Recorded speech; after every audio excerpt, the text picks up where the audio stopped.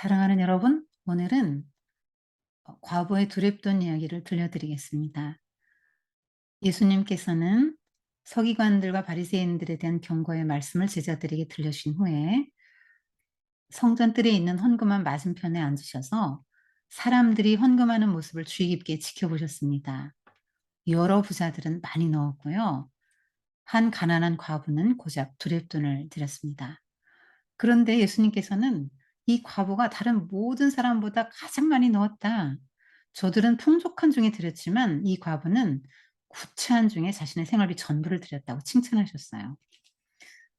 여러분, 글에는 저자 의도라는 게 있거든요. 그럼 마가나 누가는 어떤 의도로 이 이야기를 여기에 배치했을까요? 예수님이 과부의 헌금을 칭찬했으니까 우리도 이 과부를 본받아서 이렇게 전부를 바치자? 그렇게 해석하면은 어 예수님이 정말로 이 과부의 헌금을 모범 사례로 제시하시면서 헌금을 장려하셨다면 궁핍한 사람을 더 빈곤한 사람으로 몰아가는 분이 되잖아요. 그는 예수님의 성품과 맞지 않는 해석이죠. 예수님은 사랑과 긍휼과 자비가 풍성하신 분이세요. 정의롭고 공의로우신 분이시죠. 그리고 가난한 자들에게 기쁜 소식을 전하러 이 땅에 오신 분이잖아요. 가난한 자를 더 가난하게 만들러 오시진 않았어요. 성경의 의미를 알려면 전체 맥락을 아는 게 중요해요. 여러분, 성경은 원 스토리입니다. 소설책을 중간부터 읽으시나요? 또 여기 쪼끔 저기 쪼끔 띄엄띄엄 읽으십니까? 그렇게 안 읽으시죠? 성경도 그렇게 읽으면 안 됩니다. 그래서 처음부터 끝까지 시간 순서대로 쭉 맥을 꿰어서 전후 맥락을 살피면서 읽는 게 이해에 좀 도움이 돼요. 근데 이것도 그런 맥락 없이 따로 읽으면 헌금 자세를 말하는 게 되겠죠. 그런데 이 맥락을 생각하면 그런 의도가 아니에요. 예수님께서 예루살렘 성전에 들어오신 후에 맨 처음에 하신 일이 뭐죠? 성전 정화죠. 그 어떤 메시지를 주려고 하신 겁니까? 성전이 원래의 기능을 잃었다. 그래서 기능을 회복해야 된다. 옛 성전 체제는 끝나고 제 기능을 할 수 있는 새로운 성전 체제가 들어설 것이다. 그리고 성전 지도자들에 대해서 계속 이렇게 그 어떤 비판적인 말씀을 해 오셨잖아요. 그렇기 때문에 이 이야기도 그런 맥락에서 그런 연장선상에서 해석해야 바른 해석이 나오는 것입니다. 이 예수님께서 서기관들과 논쟁하신 거, 또 서기관들과 바리새인에 대한 경고, 가난한 과부의 헌금, 이거 셋 다 관계가 있어요.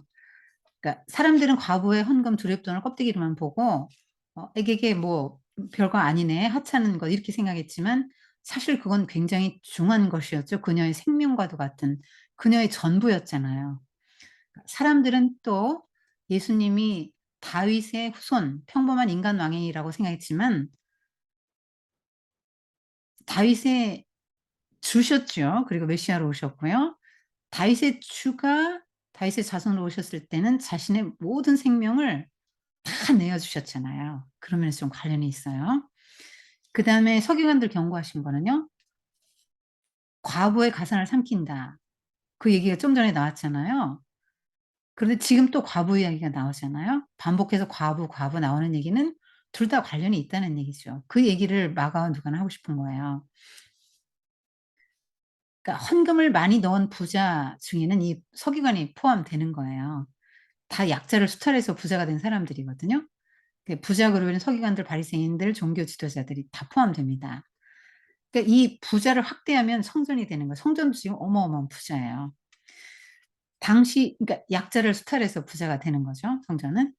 그러니까 성전 시스템이 제대로 작동이 안 되는 거예요. 성전은 뭐 해야 되죠? 약자를 어 보살펴 줘야 되잖아요. 그들에게 주어야 되죠. 근데 약자의 돈을 긁어 모으고 있어요. 율법이 제 기능을 다한다면요. 과부가 두렵돈을 드렸다 해도요. 더 많은 구제 금액이 그녀에게 가야 맞는 거죠. 근데 가난한 과부는 율법을 잘 지켜요. 율법에 충성해요. 그래서 내라고 하는 걸 잘 내는데요. 율법에 따라 받아야 될 거는 지금 못 받고 있는 거예요. 성경을 보면 얼마나 하나님이 이 약자들을 긍휼히 여기시는지 그 마음이 절절하게 녹아나요. 둘째 11조는 3 년마다 고아 과부 나그네를 써라. 또 추수 밭 귀퉁이 하지 마라. 남겨놔라. 집에 가서 보니까 곡식단이 떨어졌네. 이게 밭에 떨어뜨리고 왔구나. 그리고 그거 가지러 가지 말라고 말씀하시고요. 과수원도 인제 맨 밑에 거는 그대로 해서 남겨둬라. 중간부터 따르는 거예요. 맨 위에는 새들을 위해서 남겨두고. 그리고 안식년, 희년 되면은 다 원래대로 그 안식년, 희년 지켜서 원래대로 돌아가게 하라. 그러니까 너무 가난해서 빚으로 막 노예로 팔렸다거나 땅이 다른 사람 손에 들어가면 안식년 7년 되면 돌아오고 50 년째 희년 되면 원래대로 돌려주는 거예요. 그리고 재판관들은 공정하게 재판해라. 이들이 억울하지 않도록 해라. 그래서 심지어 이런 말씀까지 하셨어요. 너희들이 고아 과부 막 이런 사람들을 긍휼히 여기지 않고 이들을 잘 돌보지 않으면 너희 아내는 과부가 될 것이고 너희 자녀는 고아가 될 것이다. 이런 엄청난 말씀까지 하셨는데요. 그러니까 하나님은 그만큼 사랑과 긍휼이 많은 분이세요. 이 하나님의 마음은 항상 약자를 향해 쏟아집니다. 이 약자들은 항상 강자들의 탄압과 수탈을 받는 피해를 받는 계층이잖아요. 이 사람 도와줄 사람이 아무도 없어서 하나님께 부르짖으면요. 하나님이 그 기도 하늘에서 듣고 계시면 가슴이 찢어지는 거예요. 근데 이런 하나님의 심정을 누구보다 더 잘 알아야 될 이런 사람들이 율법 선생들이잖아요. 그런데 하나님의 심정을 조금도 모르고 과부의 가산을 아무렇지도 않게 삼키는 거예요. 가난한 과부를 더 가난하게 만들고 있는 거죠. 이 일에 성전이 앞장서고 있는 거예요. 왜냐하면 그때 성전을 짓는데요. 헤롯 성전이라고 하거든. 여러분 한번 그림 보여줄게요. 자, 이렇게 생겼어요. 근데 이 헤롯 성전이라고 하는데 헤롯이 원래 에돔 사람이라서 유대인이 아니라서 유대인들이 안 좋아해요. 그래 갖고 환심을 사려고 이렇게 성전을 막 엄청나게 큰 규모로 이렇게 화려하게 짓습니다. 막 금칠을 했습니다. 그런데 이 돈이 다 어디서 나올까요? 백성들한테 걷는 거죠. 그래서 종교 지도자들이 이 일에 협력하고 헌금을 막 강요하는 거예요.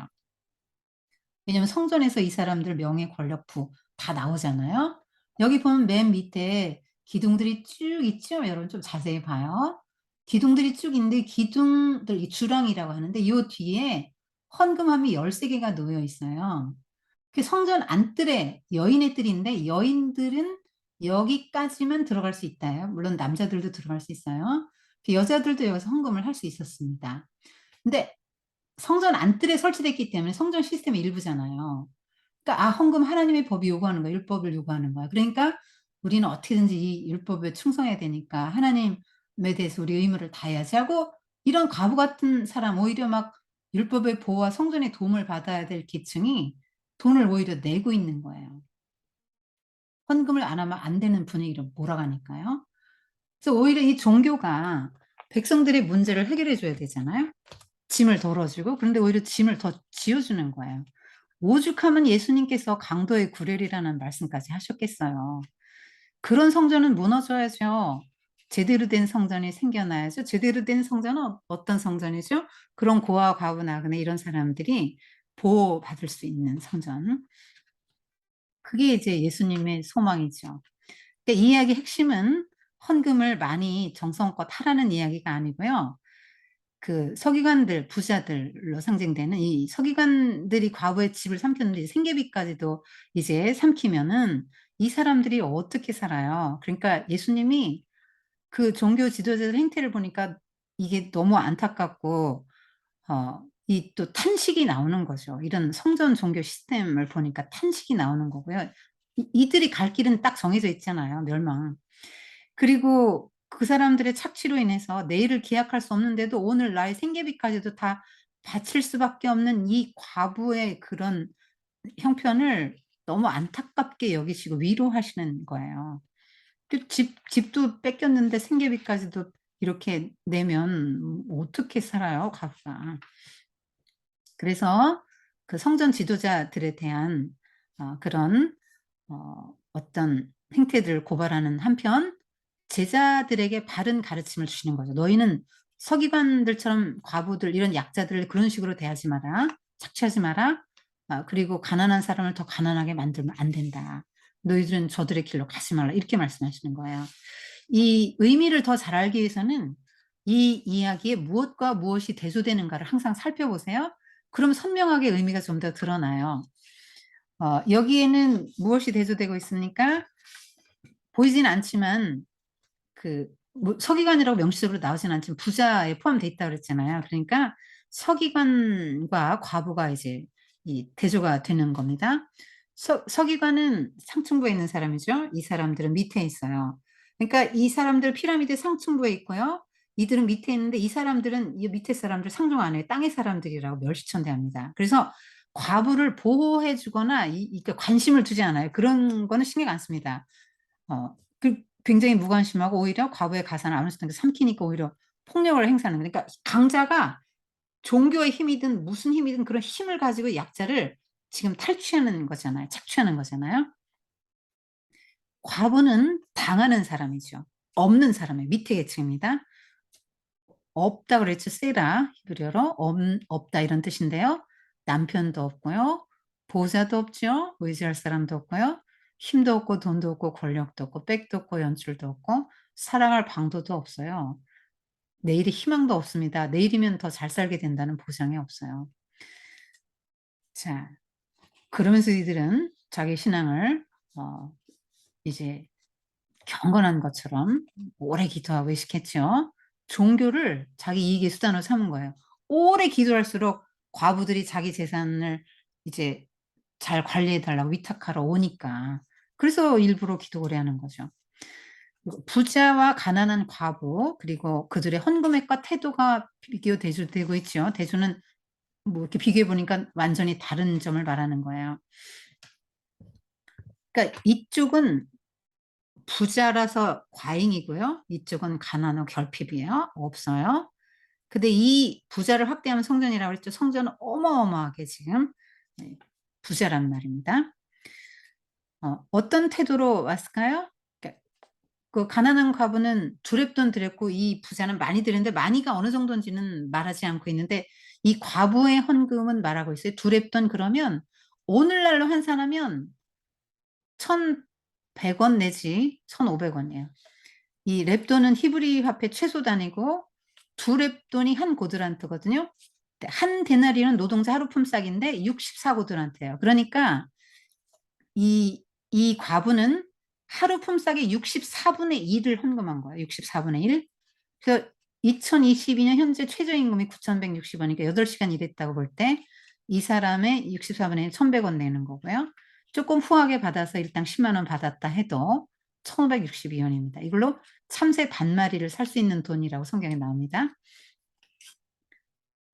그러니까 그 정도 드리고 부자는 많이 드렸는데 얼마 드렸는지는 모르지만 풍족한 중에 많이 드렸기 때문에 이 사람은 드리고 나서도 사는데 아무 지장 없어요. 근데 이 여자는 이거 드리고 나면 그 다음날 생명이 위태롭습니다. 왜냐하면 여기 구차하다, 가난하다 이런 표현을 보면은 가난하다 할 때 그냥 보통 가난하다는 게 아니고 페니크로스라는 형용사를 누가가 썼는데 이거는 빈곤에 쪼들린 그러니까 거지라고 해도 좋을 만큼의 그런 결핍 상태라는 거죠.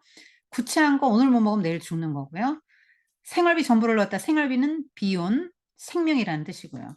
그러니까 적었지만 생명이에요. 아무리 작아도 생명과도 같은 거는 헌금이 어렵잖아요. 아무리 많아도 그것이 내 많은 것 중에 일부면 누구라도 그건 할 수 있는 거죠. 그러니까 주님 보시기에는 그녀 자신을 넣은 거죠. 너는 네 생명을 넣었구나. 네 자신을 넣었구나. 그래서 누구보다도 너는 많은 헌금을 했다. 이렇게 예수님이 인정하시고 칭찬하신 겁니다. 모든 소유를 드렸다. 전부 드렸다. 이렇게 반복해서 나오고 있거든요. 그러니까 희생한 거죠. 예수님도 우리 위해서 다 주셨잖아요. 그러니까 sacrifice라고 하잖아요. 희생할 때 한자에 보면 희자에도 소우자 들어가고요. 생자에도 소우자 들어가요. 그러니까 제물로 드리는 거예요. 그러니까 그 희생은 재물을 뜻하는 건데 이 사람은 자기 삶을 산재물로 드린 거죠. 말하자면.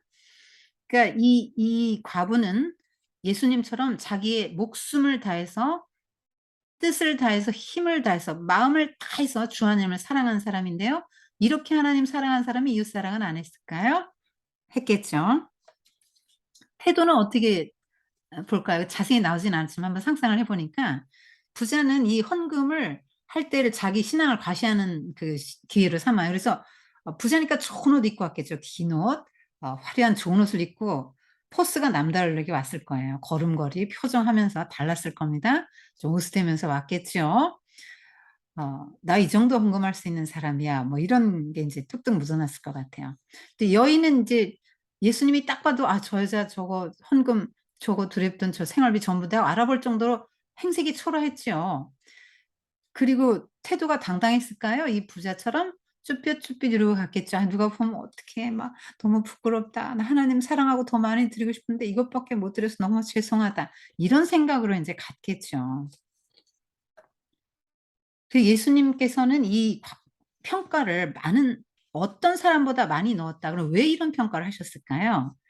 그러니까 사람들은 그 물건 이거 가지고 물건 얼마나 살 수 있다로 그걸 평가를 하잖아요. 그런데 예수님은 거기에 인제 하나님을 얼마나 사랑하는가 이 마음 실린 거 봤고요. 그다음 믿음을 보셨죠. 이거 드리면 내일 굶을 수 있는데 하나님이 내 인생 책임지실 거라는 믿음을 가졌기 때문에 드린 거 아니에요? 그리고 얼마나 남았나 이 퍼센트를 보는 거죠. 이 제로잖아요, 이 여자는. 그러기 때문에 하나님 보시기에 주님 보시기에는 굉장히 이게 크게 느껴지는 거죠. 그래서 부자는 그렇게 주목받고 인정받기를 원했는데 별로 주목을 못 받았지요. 다 대신 이 주목받기를 원하지 않았던 부끄러워했던 이 과부는 주님의 주목을 받고 칭찬받고 만천하의 그녀를 딱 드러내시면서 존귀와 영예를 주십니다.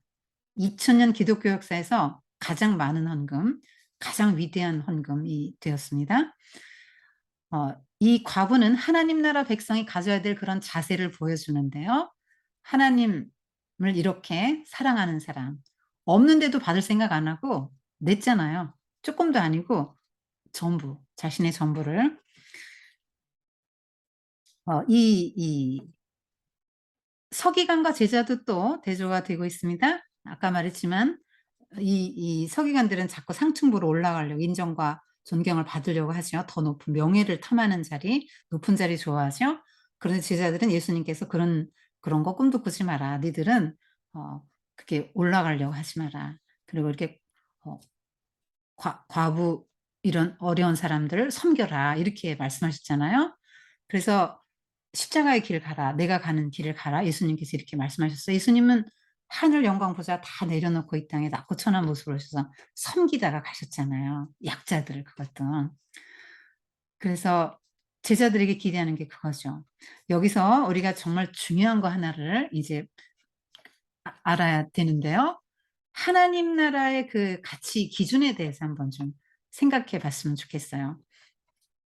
여러분 생각에 회장님이 높아요? 종업원이 높아요? 어 누가 높아요? 여러분 생각에 1 등이 높아요? 꼴찌가 높아요? 여러분 생각에 부자가 높아요? 가난한 사람이 높아요? 여러분 다 주인, 어른, 메이저, 통치자 1 등, 뭐 강한 사람, 회장, 높은 자, 부자 뭐 이런 것이 더 높다고 생각하죠. 피라미드가 정상적이라고 생각하잖아요. 근데 예수님이 이거 확 뒤집으셨어요. 보세요.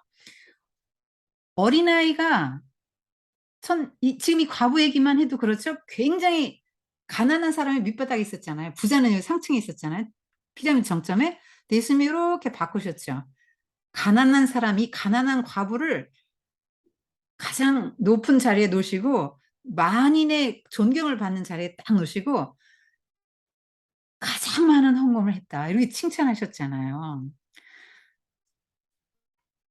그리고 예수님이 또 꼴찌 그러니까 우리는 1 등이 정점에 있고 꼴찌는 밑에 있는데 예수님은 꼴찌를 위에다 놓으시죠. 포도원 품꾼에 비유해서 맨 마지막에 부름받은 사람 그래 1 시간밖에 일 못한 사람에게 한 데나리온 품삯을 먼저 주셨잖아요. 그래서 꼴찌가 1등 됐어요. 그러니까 이건 뭘 말하냐면 하나님의 실력을 말해 주는 거예요, 하나님 능력을. 하나님은 꼴찌를 1등 되게 하실 수 있는 분이에요. 하나님 나라에서는 그렇게 해 주신단 말이에요. 그러니까 꼴찌가 없어요, 하나님 나라는. 하나님 나라에 일단 들어오면. 서기관들 바리새인들은 세상에서 1 등이죠. 이들은 하나님 나라에 못 들어갔어요. 이들은 바닥으로 떨어집니다. 그리고 바닥에 있던 이들이 업사이드 다운해서 이들은 업으로 올라가는 거예요. 그이 하나님은 꼴찌를 1등 되게 하실 수 있는 분이시죠. 그래서 하나님의 은혜와 능력이 얼마나 큰지를 보여주는 거예요. 이들을 감격하게 그 기쁨 속에서 하나님 나라의 그 기쁨과 그런 걸 맛보게 하시려는 것이죠. 그리고 하나님 예수님 하나님 나라에서는 또 인제 어린아이가 이 위에 올라가요. 예수님 뭐라고 하셨어요? 어린아이처럼 되어 하나님 나라에 들어가고 이 어린아이가 더 큰 자다. 이렇게 천국에서 어린아이가 가장 큰 자다. 이렇게 말씀하셨잖아요. 여기서 어린아이는 정말 어린아이기도 하지만 과부, 나그네, 뭐 이방인, 세리주인, 장님 이렇게 사회 주변부로 밀려난 모든 인생들이 다 과부의 확장이에요. 어린아이 확장입니다. 이 소외된 자들. 그런데 이 사람들을 하나님 나라에서는 크게 쳐준다는 거예요. 왜냐하면 이 사람들은 하나님 나라를 너무너무 사모하잖아요. 부자들은 하나님 나라를 사모할 일이 없죠. 너무너무 사모하고 그 나라에 들어갔어요. 그래서 하나님을 소유하고 하나님 나라를 소유했기 때문에 큰 거예요. 그래서 예수님께서 세례 요한을 여자가 낳은 자 중에 제일 크다 이렇게 말씀하셨죠. 왜냐하면 그러니까 하나님 나라에서는 아무리 작은 자라도 그보다 크다는 얘기인데요. 그러면 세례 요한이 별거 아니다 이런 말도 아니고요. 하나님 나라에서도 큰 자 작은 자가 있던 이런 말이 아니고요. 이전 세대 하나님 나라가 오기 이전 세대와 이후 세대는 완전히 다르다는 거예요. 하나님 나라가 온 이후의 세대에서는 어린아이 같은 이런 부류의 사람들이 천국에서는 영웅되고 천국에서는 가장 주인공이 된다는 말, 가장 크게 여겨진다는 말, 크게 쳐준다는 말이에요. 하느님 나라에선 작은 자가 없어요. 낮은 자, 비천한 자, 중요하지 않은 자가 없습니다. 그렇게 다 귀하게 대해 주시는 거죠. 지금 이 과부도 얼마나 존귀케 해 주셨습니까? 하나님 나라에서는 다 그런 거죠. 오병이어의 기적도 그렇죠. 어린아이 도시락 아무것도 아닌데 5천 명 먹여 담는 크고 위대한 그런 역사에 쓰임 받았잖아요. 그러기 때문에 이 하나님 나라의 그 가치를 우리가 가질 수 있어야 되겠고 그런 관점을 좀 가질 수 있어야 되겠어요. 눈이 바뀌어야 된단 말이에요. 이게 뒤집힌 게 정상이라고 예수님 말씀하시면서 "너희들 다 이 뒤집힌 나라에 들어와서 뒤집힌 가치관을 갖고 살아라." 그렇게 말씀하시면 예수님도 뒤집힌 가치관을 갖고 그대로 살다가 하시죠. 그 종처럼 섬기다가 가셨잖아요. 그렇게 섬기시면서. 그래서 여러분 두렵더니 크게 보이세요? 작게 느껴지세요? 작게 느껴진다면 겉만 본 거죠. 크게 느껴져야 되는 거예요. 왜냐하면 주님이 크다고 하셨잖아요. 그리고 존귀케 하셨잖아요. 2000년 역사에 이보다 더 위대한 헌금은 없습니다. 그래서 우리가 그 하나님 나라의 관점으로 좀 보고 그러니까 겉만 보면 작은데 그 마음의 동기라든가 그 생활 수준이나 이런 거 다 감안하면 가장 큰 헌금이 되는 거죠. 여러분 헌금이 돈만이 아니에요. 헌금을 확대시켜 보세요. 하나님께 드리는 모든 거. 하나님을 사랑하는 마음으로 이웃을 섬기는 모든 게 헌금이 돼요. 나의 시간, 정성, 재능, 지혜, 지식, 성품 이런 거 다 하나님 나라 그 물질을 포함해서 다 흘려보내면 그게 헌금이에요. 그래서 이렇게 예수님의 칭찬받고 싶은 헌금 좀 하면 좋겠죠 우리도. 과부를 확장시켜 보면 그런 아까 말했죠. 그러니까 아 그런 대상들에게 꼭 필요한 대상들에게 나의 것들을 하나님이 주신 것들을 흘려보내는 거죠. 이렇게 세상의 눈으로 볼 때는 굉장히 불행한 여자였고요. 없는 여자였죠. 근데 하나님 나라에서는 복 있는 여자예요. 예수님의 인정과 칭찬을 받았잖아요. 이게 하나님이 하시는 일이에요. 그러니까 나 꼴찌 같은 인생인데 나 없는 사람인데 이것도 없고 저것도 없고 세상에서 나 아무도 인정도 안 해 주고 알아주지도 않고 너무 부끄러운 게 많고 그렇다고 생각하는 사람이라고 한다면 더더욱 하나님을 사랑해야 돼요. 그러면 하나님께서 이렇게 바꿔 주신다. 여러분 영예롭게 해 주실 거예요. 그게 하나님의 실력이죠. 하나님 나라의 원리입니다. 기도합시다. 하나님 아버지 우리가 이런 하나님을 모시고 있다는 게 너무나 기쁘고 행복해요. 하나님 감사합니다. 우리가 서기관의 길로 어 부자의 길로 가지 않도록 도와주시고 과부의 길, 제자의 길로 갈 수 있도록 도와주세요. 우리 눈이 바뀌게 해 주시고 정말 이 세상에서 우리가 겉만 보고 천한 자, 낮은 자, 작은 자로 평가하지 않도록 도와주시고 하나님의 눈을 가지고 사람들을 대할 수 있도록 그리고 하나님의 일을 해 나갈 수 있도록 도와주세요. 예수님의 이름으로 감사하며 기도드렸습니다. 아멘.